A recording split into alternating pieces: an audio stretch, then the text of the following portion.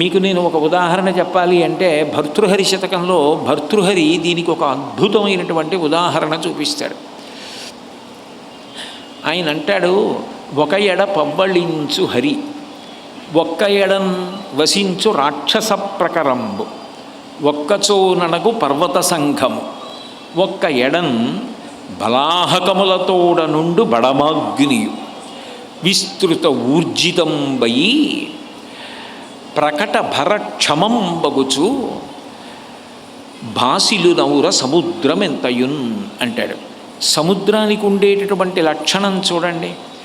ఆ సముద్రంలోనే శ్రీ మహావిష్ణువు పడుకుంటారు.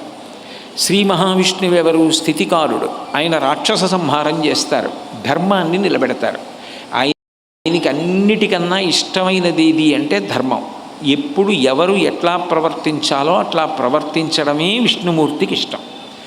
అంతకన్నా ఆయన ఏం కోరుకోడు. నిజానికి ఎంత పూజ చేశారన్నది కాదు, మీరు చెయ్యవలసింది చేస్తున్నారా లేదా, అదే భగవంతుడికి ప్రీతిపాత్రమైన విషయం. కాబట్టి ఆ పాల సముద్రంలోనే శ్రీ మహావిష్ణువు పడుకుని ఉన్నారు. ఒక ఎడ పవ్వళించు హరి, ఆయన పడుకున్న ఆ సముద్రం యొక్క క్రింది భాగంలోనే కాలకేయాది రాక్షసులందరూ నివాసం ఉంటారు. ఆ సముద్రానికి ఉన్నటువంటి పాతాళ బిలమని ఉంటుంది. ఆ బిలం దగ్గరే ఈ రాక్షసులందరూ ఉంటారు, కాలకేయాదులు. వాళ్ళ ఆద్వారంలోంచే పైకి వస్తూ ఉంటారు.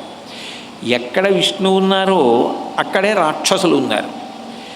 అలాగే అందులోనే ఒక్క ఎడం మునింగియుండు పర్వత సంఘము, ఒక్కచో ఆ పర్వత సంఘం, ఎన్ని పర్వతాలు సముద్రంలో మునిగి ఉంటాయి. అందుకే ఓడలు వెడుతున్నప్పుడు ఒక్కొక్కసారి ఆ లోపల ఉన్న పర్వతాలని గుద్దుకోవడం జరుగుతూ ఉంటుంది. సముద్రం లోపల పర్వతాలు ఉన్నాయి. ఒక్క ఎడం బలాహకములతోడ వసించు బడబాగ్నియు, ప్రళయకాలంలో ఉండేటటువంటి పరమ భయంకరమైనటువంటి మేఘాలు ఉంటాయి. వాటి యొక్క మెరుపులకి కళ్ళు పోతాయి. అంత భయంకరమైనటువంటి మెరుపులతోటి పిడుగులతోటి ఉండేటటువంటి ప్రళయకాల మేఘాలతో కలిసి బడబాగ్ని కూడా సముద్రంలో అక్కడే ఉంటుంది. అంతటి చల్లటి సముద్రంలో బడబాగ్ని ఉంది.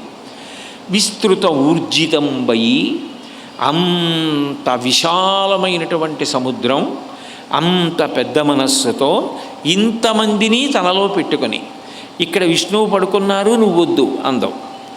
ఇక్కడ బడబాగ్నివి, నువ్వు ఉండడానికి వీల్లేదు, ఇది చల్లటి సముద్రం, ఇంత వేడి కలిగిన నువ్వు ఇందులో ఎందుకున్నావు అని అడగదు. అందరినీ తనలో ఉంచుకొని అందరినీ తనలోకి కలుపుకుంది సముద్రం. అంటే సముద్రం ఎంత విశాల హృదయంతో ప్రవర్తించింది. నువ్వు నాకు కావాలని అడగదు, నువ్వు నాకు వద్దని అనదు. అందరినీ తనతో తీసుకుని వెడుతూనే ఉంటుంది. తీసుకుని వెళ్ళేటప్పుడు విష్ణువు అక్కడ ఉన్నారని విష్ణువుని చూసి రాక్షసులు మారరు. ఉన్నది చల్లటి సముద్రంలో ఉన్నామని బడబాగ్ని మారదు. ఇంత లోతైన సముద్రంలో ఇంత ఎత్తైన పర్వతాలు మునిగిపోయి ఉన్నామని పర్వతాలు మునిగిపోయి ఉండకుండా అక్కడి నుంచి వెళ్ళిపోవడం అన్నమాట ఉండదు.